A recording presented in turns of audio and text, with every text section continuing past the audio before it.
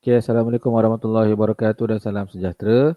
InsyaAllah hari ini kita akan meneruskan lagi pembelajaran dalam subtopik 8.3. Kita akan lihat secara detail bagaimana pertukaran gas berlaku dalam sistem respirasi manusia. Okay. Secara asasnya kamu dah belajar semasa mendengar rendah tapi itu terlampau asas lah. Jadi dalam subtopik kali ini dia akan menerangkan secara lebih detail dan dia akan menerangkan beberapa terma-terma barulah. Dan cikgu boleh katakan dalam bab 8 ni subtopik 8.3 ni merupakan subtopik yang boleh dikatakan akan ada penambahan ilmu barulah daripada pengetahuan sains menengah rendah kamu. Okey. So tanpa buang masa jom kita start apa yang akan kita pelajari dalam subtopik ini. Okey. Okay, dalam subtopik ini kamu akan banyak berjumpa dengan perkataan yang kita namakan sebagai tekanan separa. Okey. Sama ada tekanan separa oksigen ataupun tekanan separa karbon dioksida. Okey. Seperti mana yang kamu tahu, kamu dah pernah pelajari resapan gas ni dia bergantung kepada perbezaan tekanan separa. Okey, antara dua kawasan lah. Sama ada peparu dengan alveolus, alveolus dengan kapilari darah, kapilari darah dengan tisu dan sebagainya. Okey. So kalau dalam bahasa layman ataupun bahasa mudahnya, tekanan separa ni kita boleh gambarkan seperti bilangan lah. Okey, kalau kita kata tekanan separa oksigen rendah, maknanya oksigen ni sikit. Kita boleh cakap macam tu lah. Ataupun tekanan separa oksigen ni tinggi, kita boleh kata oksigen banyak dekat kawasan ni dan sebagainya lah. Cuma dalam penulisan peperiksaan kita mesti menggunakan perkataan tekanan separa.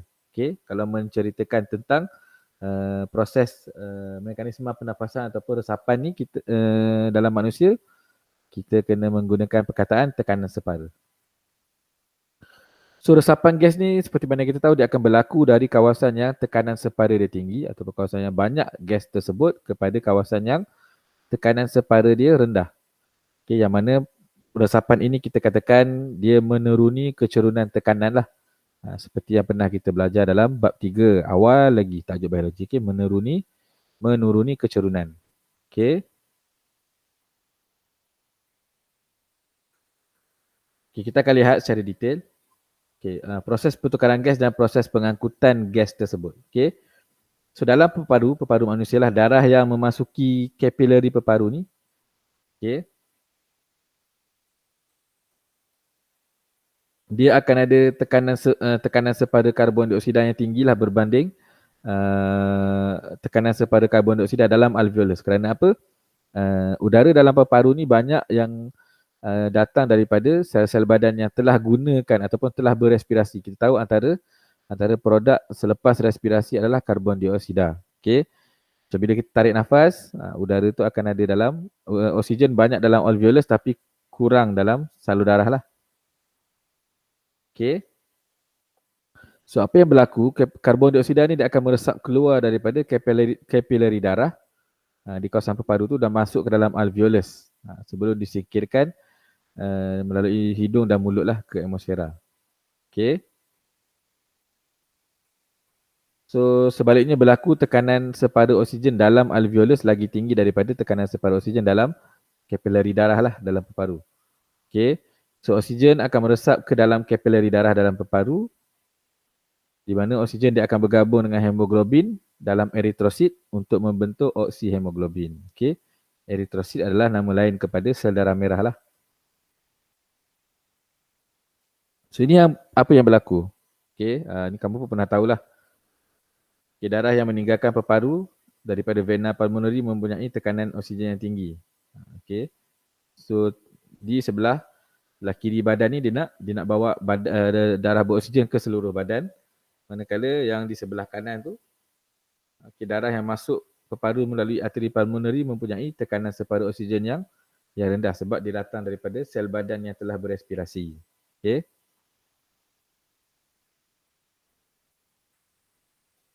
Kita tahu respirasi sel ni dia akan membebaskan karbon dioksida.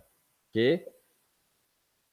So setelah sel ataupun tisu badan ni berrespirasi, so tekanan separa karbon dioksida dalam sel adalah lebih tinggi daripada tekanan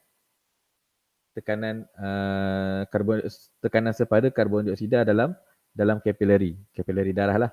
Okay, so karbon dioksida ni akan meresap keluar daripada sel badan masuk ke dalam kapilari darah untuk diangkut ke peparu. Okey. So bila darah ni sampai ke tisu badan, okey, kapilari darah tadi tu.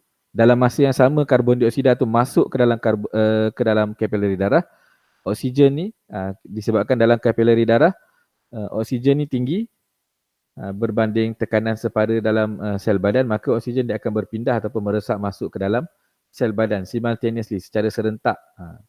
Oksigen masuk sel tisu badan, karbon dioksida keluar daripada tisu badan tu berlangsung secara serentak lah. Okay. So kita boleh katakan bila sampai jadi kat tisu badan, oksihemoglobin tadi tu tak akan terurai, so dia akan membebaskan oksigen lah. Okay. Dan boleh digunakan dalam respirasi, dan respirasi itu akan menghasilkan karbon dioksida dan akan masuk balik dalam kapilari untuk dihembus keluar. So proses ni akan berterusan sehinggalah manusia tersebut matilah. Okay. So pengangkutan oksigen ataupun peresapan oksigen mudah. Okay. Oksigen bergabung dengan hemoglobin menjadi oksihemoglobin dibawa oleh sel darah merah ke kawasan-kawasan yang diperlukan lah. Okay. So kita akan lihat tentang pengangkutan karbon dioksida dalam peredaran darah. Okay.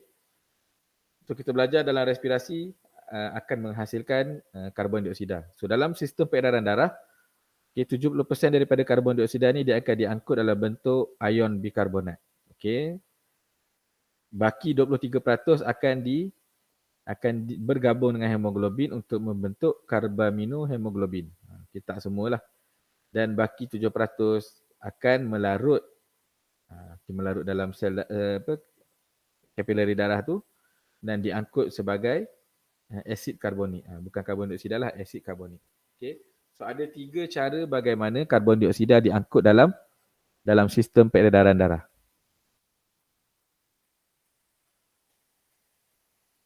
Okey.